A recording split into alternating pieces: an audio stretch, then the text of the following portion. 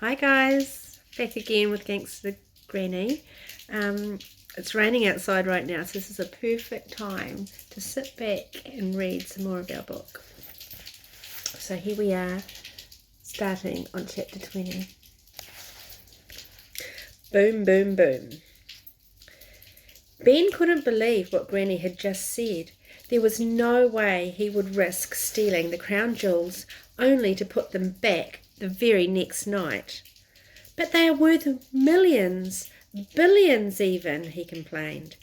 I know, so we'd definitely get caught if we tried to sell them, replied Granny. But, no buts, boy, we put them back the next night. Do you know how I evaded prison all these years? I never sold a thing. I just did it for the buzz. But you kept them though, said Ben.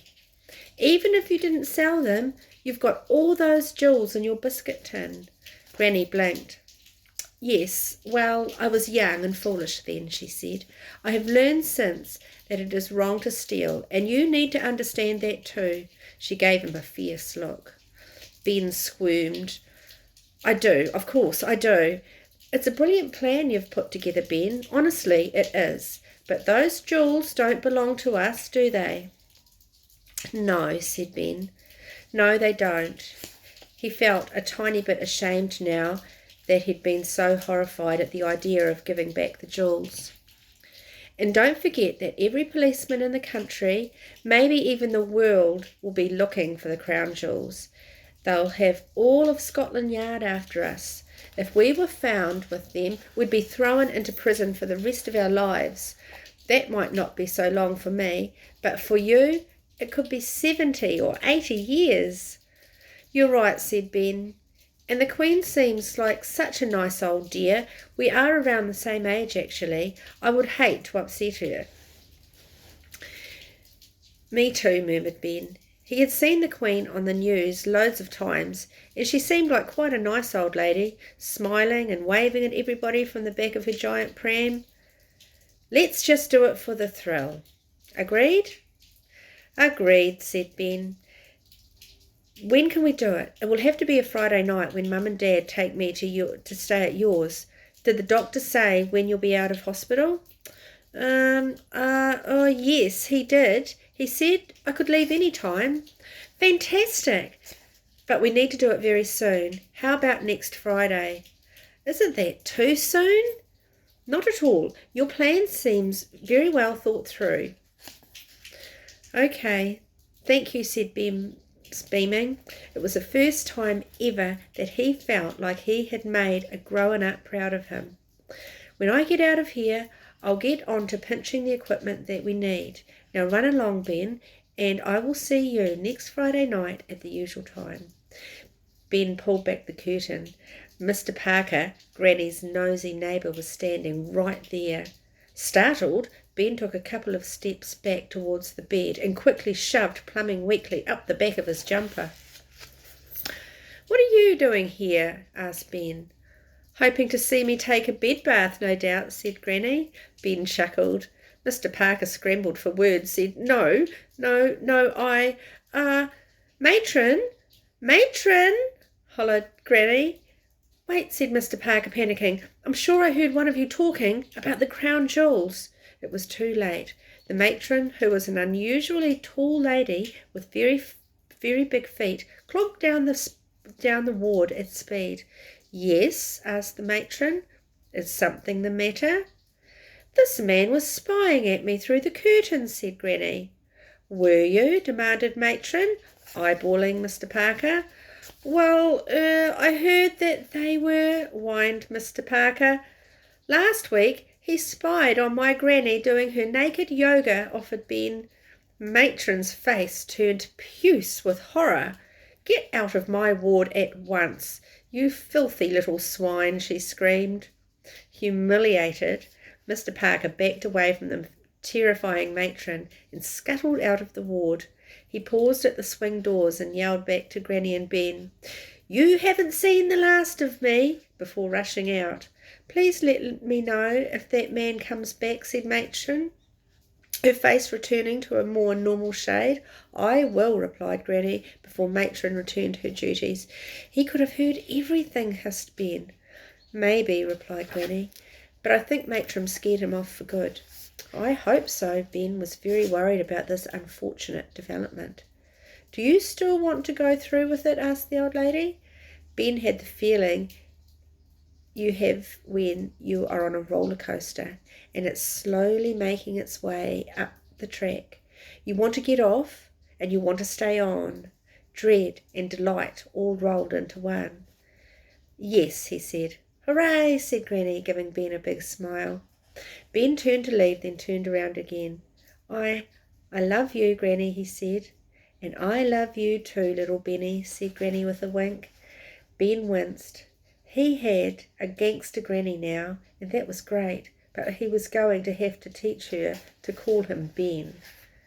Ben ran along the corridors, his heart beating incredibly fast. Boom, boom, boom. He was electrified with excitement.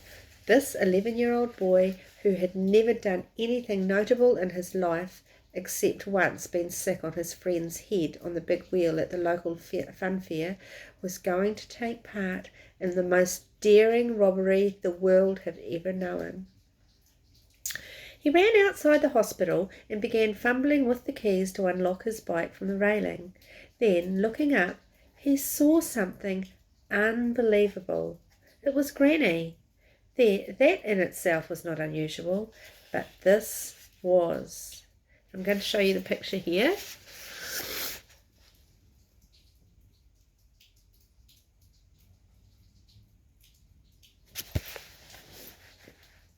Granny was abseiling down the side of the hospital. She had tied a number of bedsheets together and was lowering herself at speed down the side of the building. Ben couldn't believe his eyes. He knew his Granny was a proper gangster, but this was off the scale. "Granny, what on earth are you doing?" shouted Ben across the car park. The lift wasn't working, dear. See you next Friday." "Don't be late," she shouted as she reached the ground, leapt on her mobility scooter and roared off, whirred off home. Never had a week passed so slowly. Ben spent all week waiting for Friday to come.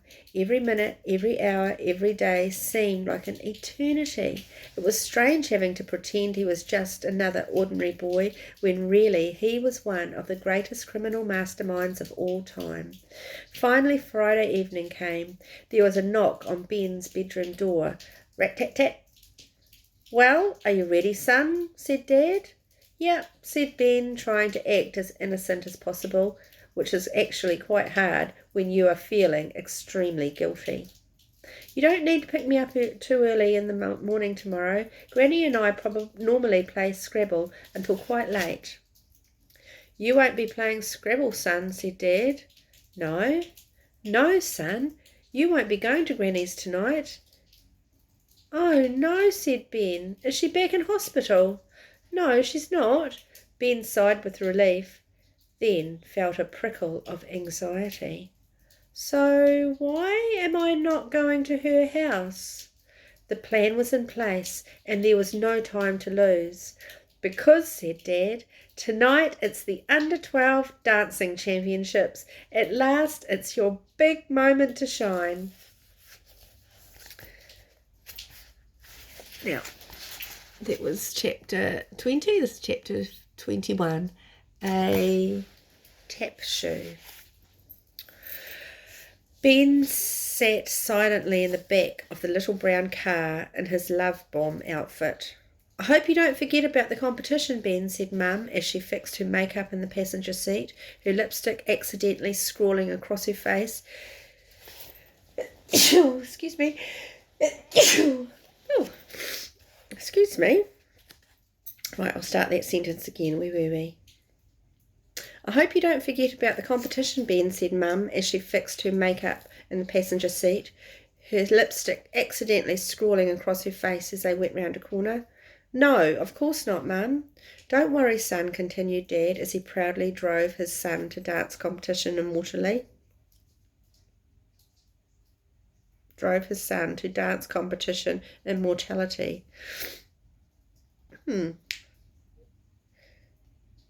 His competition or immortality. I'd have to think about what that means. You've done so much training in your bedroom. I know you'll get top marks from all the judges. Straight tens. What about Granny? Won't she be expecting me? Said Ben anxiously. Tonight was supposed to be the night that they stole the crown jewels, but instead he was on his way to take part in a dance competition, despite never having danced a step in his life. For the last 2 weeks he had avoided thinking about the dance competition, but now the time had come.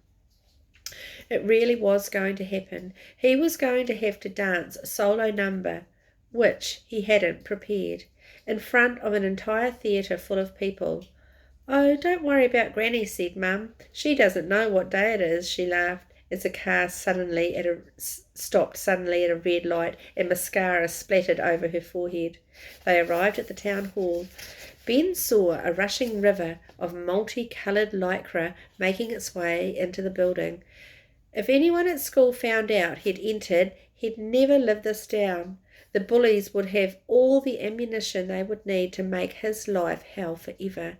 And what's more, he hadn't rehearsed his dance.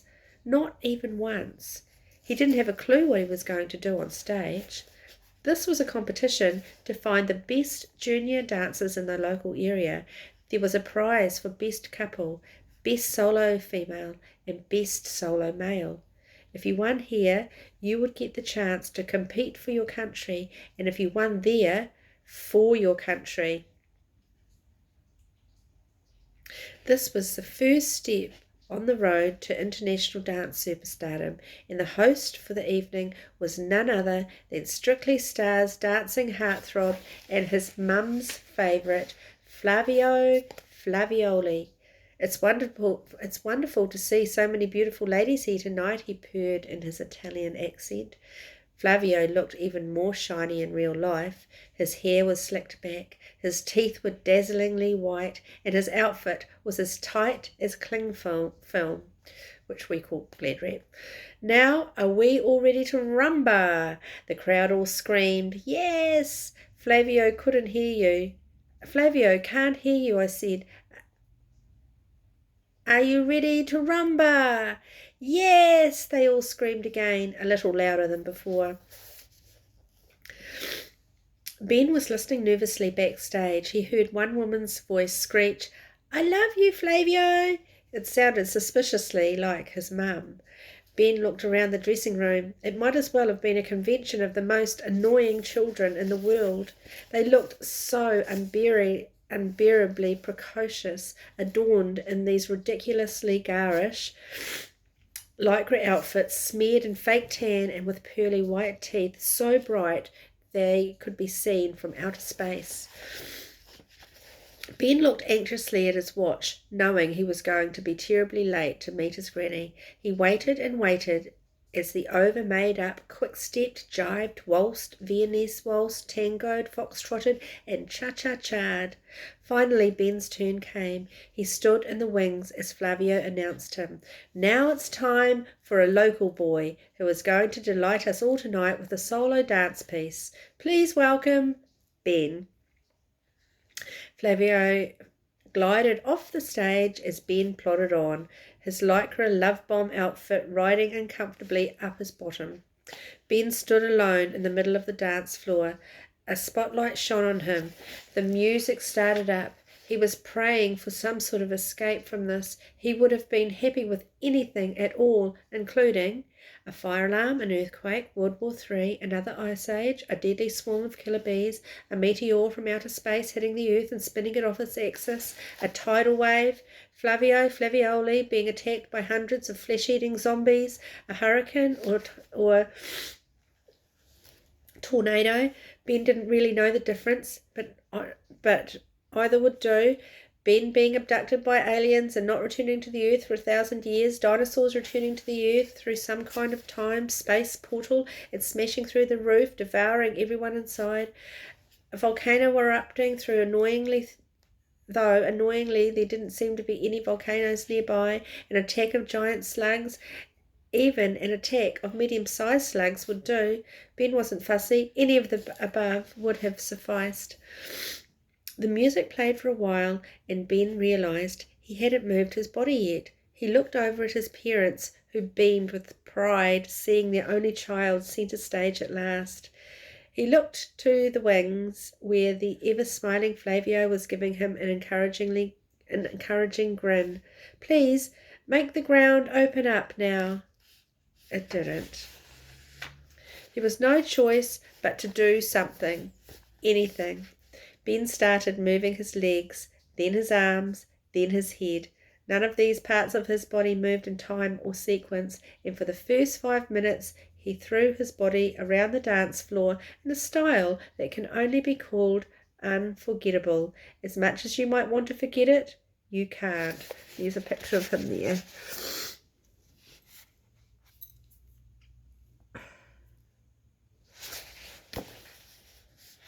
Ben tried a jump at the end, just as the music stopped, and he fell to the floor with a thud.